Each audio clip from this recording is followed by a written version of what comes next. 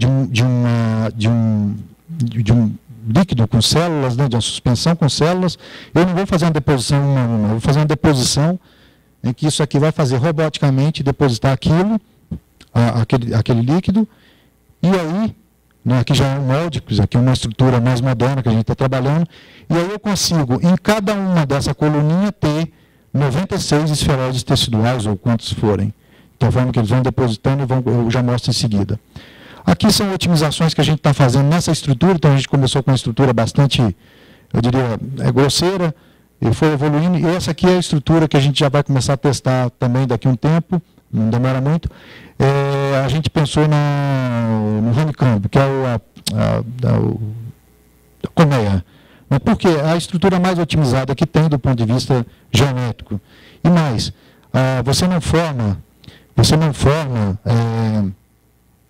você tem aqui uma quina, que na verdade, quando essas células vão cair para um lado ou para o outro, elas não vão ficar no meio.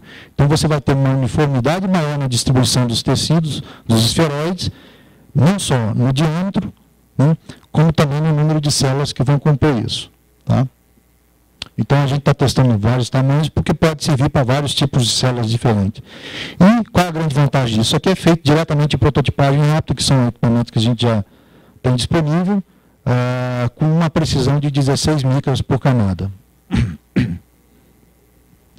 O conceito, então, do esferoide tecidual é isso. Cada uma daquelas pontinhas lá, 96 que eu citei, ela vai ser um poço como esse, que você vai depositar uma suspensão. Essas células, por gravidade, vão depositar no fundo e começam, então, de alguma forma, reagir biologicamente uma com a outra e formar uma esferinha. Então, a gente pode mexer nessas geometrias do jeito que quiser para tentar chegar nessas estruturas o mais padrão possível.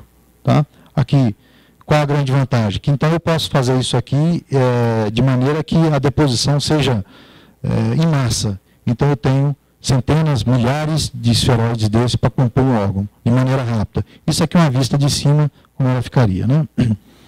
Em seguida, então, eu tenho esses esferoides teciduais. Eu vou ter que ter algum equipamento que vai fazer essa deposição. Como isso é feito de maneira controlada, ele vai partir do projeto que você fez e vai fazer a deposição onde foi projetado para se colocar cada um daqueles esferoides. Então, o que está sendo feito aqui é uma estrutura de bioreatores, que é a proposta também do Mironov, que é o reator shish kebab, que na verdade é o palitinho, né, que usaria, que são estruturas como se fossem agulhas de insulina, de tal forma que você vai depositando esses esferoides teciduais e o órgão vai crescendo aqui dentro. Essas agulhas com microfuros, elas vão permitir a perfusão desse órgão e vão retirar o subproduto do metabolismo celular. De tal forma que, algo desse tipo aqui, de tal forma que você vai conseguir alimentar esse órgão e ele vai amadurecer de maneira controlada. Então, também estamos trabalhando em simulação desse tipo de coisa. Bom, aqui foi uma experiência que a gente fez já para um congresso ano passado que a gente publicou, junto com eles, inclusive. Foi saindo de um rim de rato até de um rato bem pequeno, né? Então, isso aqui foi trabalhado em microtomografia, são estruturas muito próximas uma da outra. Microtomografia para ter uma precisão, isso aqui é uma árvore tridimensional de vascularização, né? Então, aqui você está vendo o Invesalis, o Invesalis é aquele software para tratamento de imagem, que já foi especializado para isso. Aqui você tem a estrutura exportada num modelo chamado STL, que é uma malha de triângulos, que eu diria, o pior que tem hoje para representar qualquer coisa tridimensional para esse propósito que a gente tem. Por isso mesmo o Tolif está aqui, porque a proposta dele é outra, representar não por malha de triângulo, mas representar por funções matemáticas, de tal forma que eu consigo fazer uma representação bem... um dos modelos que nós fizemos ano passado, eu não me lembro qual foi, ano retrasado, que nós fizemos um modelo em STL e colocamos no computador para abrir. Ele demorou 48 horas para abrir. O modelo do Tolif ele abriu em 2 segundos, 3 segundos, qualquer coisa assim. Então, não há mágico, o que há é um tratamento matemático adequado. E aí você vai ver que, além de tudo, esse modelo carrega com ele algumas imperfeições, por exemplo, estruturas abertas, ele leva excesso de informações, uma estrutura rugosa. Eu não preciso disso. Eu preciso de uma estrutura bem conhecido. Se eu for reproduzir esse órgão, não preciso reproduzir com detalhes essa vascularização. Quantos minutos? 5? Então, nós estamos falando aqui para onde a gente manda. Então, isso foi o projeto da Fabet Home, que na verdade a gente batizou aqui como Fabet CTI. E todo esse tempo nós tivemos um trabalho junto com o Arnaldo, principalmente interagiu muito com o Eva Melon, e a ideia aqui então era adaptar essa estrutura que estava disponível lá, né? Nós colocamos isso no nosso planejamento estratégico, de fazer isso aberto, mas logo em seguida eles colocaram isso disponível. Pegamos e começamos a trabalhar em modificações, adaptações de software, de hardware, e o que aconteceu é que a ideia nossa era trabalhar com biomateriais. Uma queixa que vinha sempre, o pessoal, quero trabalhar com biomaterial, A, B, C ou D. E aí, quando chega, quanto de material que eu preciso para uma máquina dessa? Precisa de 40 quilos. 40 quilos de hidroxiapatita não vai dar para fazer. Então, a gente também fez essa estrutura de tal forma que você possa trabalhar com pouca quantidade de material para provar conceito. E aí fizemos adaptações em hardware, não vou entrar em detalhes, na estrutura de deposição, desenvolvimento de cabeçotes de extrusão, no caso lá para extrusão de scaffold de policapilactona, que é um material biodegradável. Aqui algumas adaptações de interfaces mais facilitadas, que nós fizemos aqui também. E aqui algumas dificuldades que nós começamos tentando então, imprimir isso naturalmente em silicone, porque não me interessa começar a fazer isso com células e ver que dá errado. Então nós estávamos testando capacidade de máquina, software, e aí nós começamos a ver o seguinte, o fatiamento do modelo STL, como eu mostrei lá, o modelo de malha, ele é inadequado, porque ele vai gerar pontos distanciados um do outro. Então, se eu quiser colocar pontualmente um esferoide tecidual em cada lugar aqui, fica mais difícil. Então, eu tenho que refazer essa representação de maneira... Isso aqui é usando um caminho contínuo, né? Então, seria praticamente um ramo de uma vascularização representada daquele rim, daquele rato lá, que, em escala, claro. Né? E a gente viu que teria que gerar, então, não mais caminhos com distâncias diferentes, mas sim caminhos com pontos. E aqui, de novo, entra a questão da representação por função. STL não é possível fazer dessa forma. Então, o que foi feito aqui, um arranjo para poder tentar produzir isso, e aí a gente conseguiu produzir essas estruturas com deposição de silicone. Foi só então um experimento para mostrar que é possível fazer esse tipo de coisa, claro que em tamanho maior. Aqui o que foi feito? Uma representação por função, só para entendimento, foram dois cilindros e uma elipse.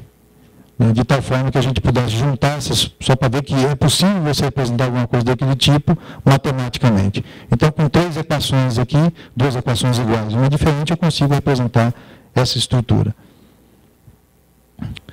E aí, o que você tem se o cursor aparecer, o que você tem é o quê? Você passa isso para o equipamento, o que ele está depositando ali, claro, são bolinhas de silicone, mas poderiam ser com maior precisão, poderiam ser os esferoides teciduais sendo injetados dentro de uma estrutura de hidrogel, por exemplo, em que ele vai dar estruturação para isso.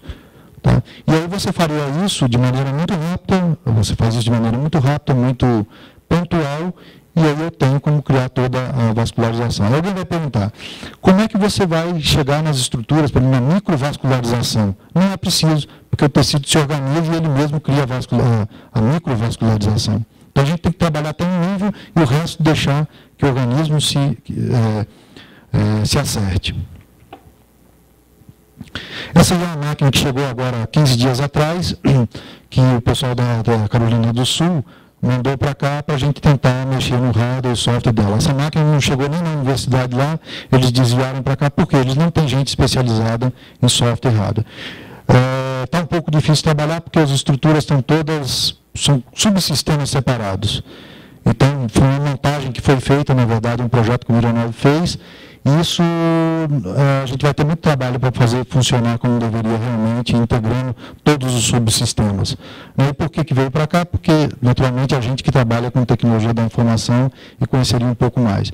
Aqui já são alguns ensaios que foram feitos também com silicone nessa máquina, tentar ver qual é a resolução dela, o número de quase que pixels por polegada, né? e ver qual o tamanho. O ideal, por exemplo, é que pudesse ser pelo menos 3 pixels ou 3 pontos por cada milímetro. Por quê? Porque um 4, aliás, um esferoide tecidual está no tamanho de 200 a 250 micras. Né? Enfim, para como conclusão, biofabricação é uma área que a gente está falando não para daqui a 5, 10 anos, provavelmente daqui a 30 anos. E é uma área extremamente multidisciplinar, quer dizer, não dá para você, num departamento, numa áreazinha, dizer, olha, nós somos engenheiros de computação, a gente vai fazer biofabricação. Nós não vamos conseguir fazer. Não dá para alguém de materiais falar, nós vamos fazer biofabricação sozinho. Não dá para o biólogo, então você tem que juntar todo mundo, porque não tem outro jeito. Né? Você tem todo um trabalho de in vitro, in vivo, e logo em seguida outros desafios, por exemplo, os tipos de células, tipos de esferoides, métodos de coleta dessas células, métodos de implantação, genotoxicidade, ou seja, você tira uma célula e retorna ela para esse paciente, o quão tóxico ela pode ser, que tipo de problema você pode ter no futuro, então, quantas vezes você pode replicar essa célula para voltar. Então, isso é o pessoal da biologia que responde, que deve responder e que integradamente estão respondendo.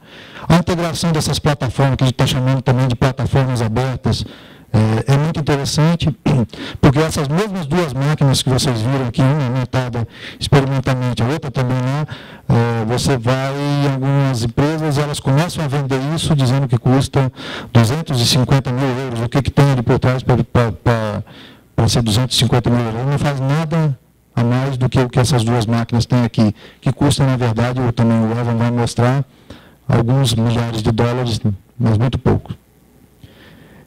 Então, a representação matemática que o Taylor vai falar é uma questão muito fundamental em todo esse processo, por causa da complexidade dos modelos sendo trabalhados. Enfim, algumas melhorias sempre que nós podemos fazer na parte de imagens também, para ter uma engenharia de relevância melhor. Então, nós estamos também falando em criar, trabalhar em cima de imagens que vêm de radiação síncrona, ou seja, você conseguir estruturas menores ainda. Então, isso é interessante, porque o próprio síncrotron em Campinas está adaptando o sistema desse, a gente tem conversado um pouco com eles, e quem sabe no futuro já também tem imagens daí de maior precisão, inclusive que é um microtomógrafo. Né? Um BioCAD, então, para modelagem completa do tecido, isso já está em andamento, então ele vai mostrar um trabalho muito interessante. A deposição também controlada em larga escala, ou seja, não adianta eu falar, olha, eu vou depositar esferoides teciduais, volta daqui a 2 anos, porque o seu órgão vai estar prontinho. Mas não adianta, tem que ser em horas, tem que ser, se possível, em minutos. Então, isso tem que ser feito de maneira muito rápida. E isso ainda também é um desafio. Controle ambiental é fundamental, porque você vai trabalhar com tecido vivo, você vai trabalhar com materiais vivos, e se você não tiver um controle ambiental perfeito, você bota tudo a perder. Né? E a simulação, mais uma vez, ela vale em qualquer uma dessas fases de desenvolvimento. Fim, eu queria agradecer a nossa rede de cooperação, nós temos a rede de cooperação CITED, que é chamada CITED Biofab. Nós temos uma cooperação no nosso Instituto Nacional de Ciência e Tecnologia em Biofabricação, chamado Biofabs, o coordenador é o professor Rubens, da Engenharia Química da Unicamp. O nosso projeto europeu, que é um projeto no Marie Curie, junto com Espanha, Portugal, Itália, Estados Unidos e México, é um projeto bastante interessante, audacioso também. FAPESP pela concessão de bolsas, o apoio que tem dado. CNPq também, concessão de bolsas. Todo esse pessoal que está aqui hoje, nesse workshop, o pessoal de fora, está sendo custeado com recursos do CNPq. Ministério da Saúde, um projeto que nós estamos finalizando com ele, um projeto também que deu um bom fôlego para avançar nessas pesquisas. E, naturalmente, a toda a equipe do laboratório que eu coordeno, todos os visitantes, os pesquisadores voluntários que vêm para trabalhar com a gente, então eu também agradeço a todos eles.